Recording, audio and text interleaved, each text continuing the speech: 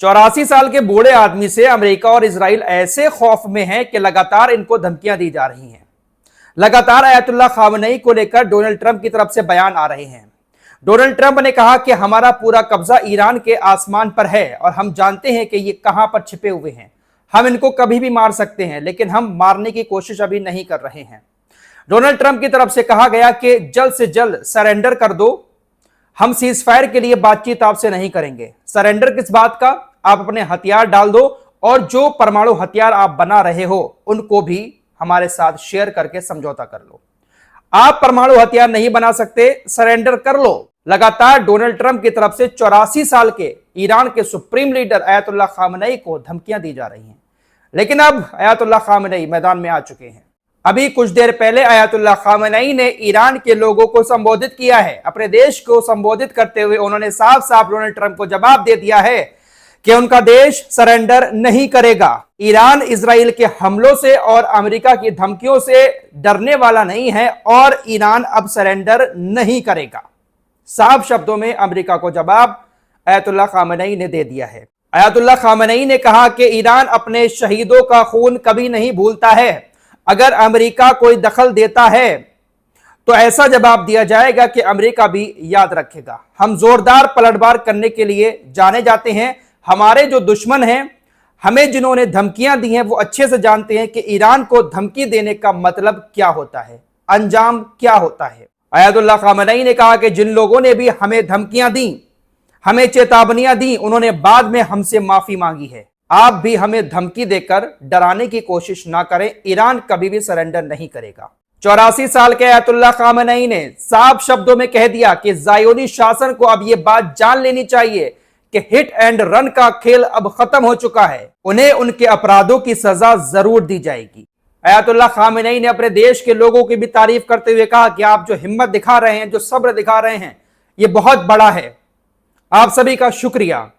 बहुत लंबा चौड़ा भाषण दिया था। कुल मिलाकर लास्ट में यह बात कही है कि युद्ध का जवाब युद्ध से, बमबारी का जवाब बमबारी से और हमले का जवाब हमले से।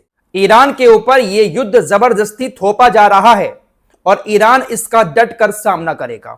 हमारे लोग किसी भी पार्टी के, किसी भी नेता के, किसी भी बादशाह के आगे कभी नहीं झुकेंगे।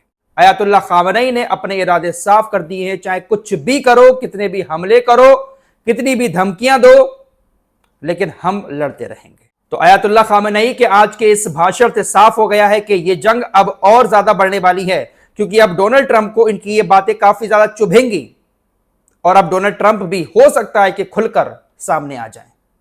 फिलहाल अब तक की जो लेटेस्ट अपडेट है, जो आंकड़े अब सामने आ रहे हैं, ये ऑफिशियली आंकड़े हैं।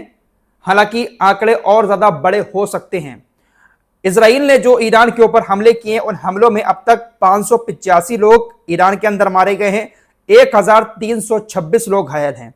जो हमले ईरान ने इजराइल के ऊपर किए हैं, उसमें इजराइल के अंदर 24 लोग मारे गए हैं, 592 लोग घायल हैं। ये ऑफिशियली दोनों के स्वास्थ्य मंत्रालय और दोनों सरकारों की तरफ से बताए गए हैं, लेकिन आंकड़े इससे भी बड़े हो सकते हैं। तबाही बहुत ज्यादा हुई है।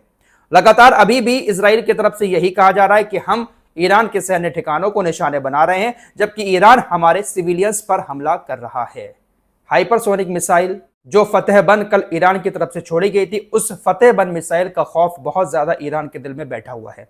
ईरान की फतेहबंद हाइपरसोनिक मिसाइल के बारे में थोड़ी सी जानकारी आपको और दिए देता हूं, ताकि आपको भी अंदाजा हो सके कि कितनी खतरनाक मिसाइल है। तकरीबन 16,000 से लेकर 18,500 किलोमीटर प्रति घंटे की रफ्तार से यह दौड़ती है। 1400 किलोमीटर तक ये मार कर सकती है।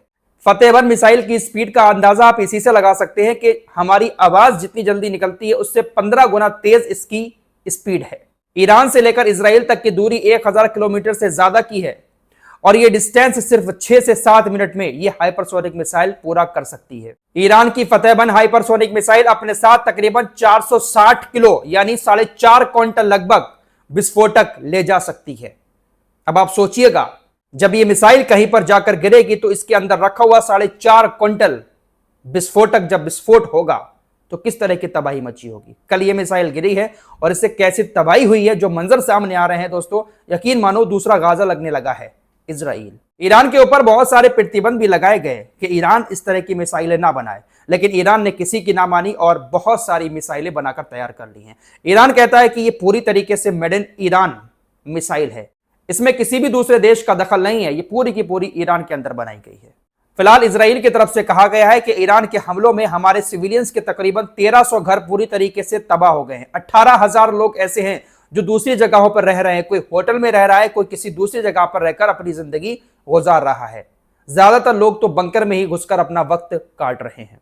एक बयान आपको यहां पर तुर्की के राष्ट्रपति रजब तैयब एर्दोगान का भी बता देता हूं। यह बंदा हमेशा अपने आप को लाइमलाइट में रखने के लिए बयान देता रहता है। यार इसकी तो सूरत भी अब अच्छी नहीं लगती है, जिस तरीके की इसकी हरकतें अब 2 साल से हुई हैं। रजब तैयब एर्दोगान ने कहा, नेतन्याहू अब नरसंहार के अपराध में हिटलर से भी आगे निकल गया है।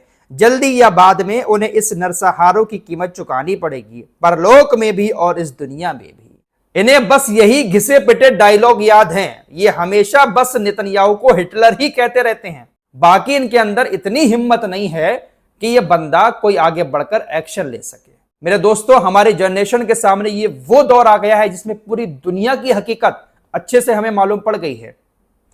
इस जंग के शुरू होने से पहले 7 अक्टूबर 2023 को जब हमास ने हमला किया है, उससे पहले रजब तैयब एर्दोगान को पूरी दुनिया का मुसलमान, खासकर भारत पाकिस्तान का मुसलमान बहुत ज्यादा सर आंखों पर बिठाता था। इसकी तरफ से जो भी बयान आता था तो कहते थे लोग, अरे ये है शेर दिल इंसान, ये है मुसलमानों का रहबर। मुसलमान इसको इस्लाम का सबसे बड़ा ठेकेदार मानने लगे थे। भाई मैंने इसके खिलाफ पहले कई बार वीडियो बनाई थी, लेकिन भाई साहब ऐसी मुझे लोगों ने उल्टी सीधी बातें कही कि फराज भाई आपकी हिम्मत कैसे होती है शख्स के खिलाफ बोलने की, आप कैसे इंसान के खिलाफ वीडियो बनाते हैं। मैंने बहुत सारी वीडियोस बनाई थी, 5-6 साल से मैं इस पर काम कर रहा हूं चैनल पर, लेकिन आज हकीकत सामने आ चुकी है इस बंदे की। ये बंदा क्या है। मैंने चाइना वाले मामले पर इसके खिलाफ वीडियो बनाई थी। चाइना के अंदर जो मुसलमानों को लेकर खबरें आती है ना कि उनके ऊपर जुल्म होता है, तो वो लोग तुर्की के अंदर बसना चाहते हैं, लेकिन तुर्की उनको कभी पनाह नहीं देता, बल्कि उनको मारकर भगाता है। बहुत सारी चीजें मैंने बताई थी पहले, फिलहाल उस टॉपिक पर नहीं जाएंगे, लेकिन इस बंदे की हकीकत अब सामने आ चुकी है। आइए अब थोड़ी सी बात पाकिस्तान और अमेरिका के संबंधों की भी कर लेते हैं। भाई साहब, डोनाल्ड ट्रंप लगातार भारत का कहीं ना कहीं अपमान किए जा रहे हैं। डोनाल्ड ट्रंप के साथ लंच आसिम मुनीर का, क्या बात है भाई। जहां एक तरफ डोनाल्ड ट्रंप भारत के खिलाफ लगातार बयान देते रहते हैं, भाई पाकिस्तान को गले लगा रहे हैं। पाकिस्तानी सेना का आर्मी चीफ आसिम मुनीर अमेरिकी दौरे पर है और वहां पर उसने पाकिस्तानी लोगों को संबोधित भी किया। पाकिस्तानी लोगों को संबोधित करते हुए भारत के खिलाफ उसने बयानबाजी की अमेरिका के अंदर रहकर। अभी जो भारत और पाकिस्तान के बीच लड़ाई हुई थी उसको इसने पाकिस्तान की जीत बता दिया। द डॉन की रिपोर्ट के मुताबिक आसिम मुनीर ने कहा कि पाकिस्तान कभी 1971 की हार को नहीं भूलेगा और वो समय आने वाला है, इसका जवाब देगा। इसने दावा करते हुए कहा कि पाकिस्तान की सेना भारत की किसी भी कार्रवाई का जवाब देने में पूरी तरीके से सक्षम है। आसिम मुनीर ने कश्मीर को लेकर भी बयान दिया। फिलहाल पूरा बयान इसका नहीं सुनाऊंगा आप लोगों को, लेकिन इसने भारत के खिलाफ बातें अमेरिका की सरजमीन पर खड़े होकर कही हैं। और लंच भाई डोनाल्ड ट्रंप के साथ आसिम मुनीर का, क्या बात है। और हमारे यहाँ के कुछ लोग डोनाल्ड ट्रंप को न जाने क्या ही समझते हैं।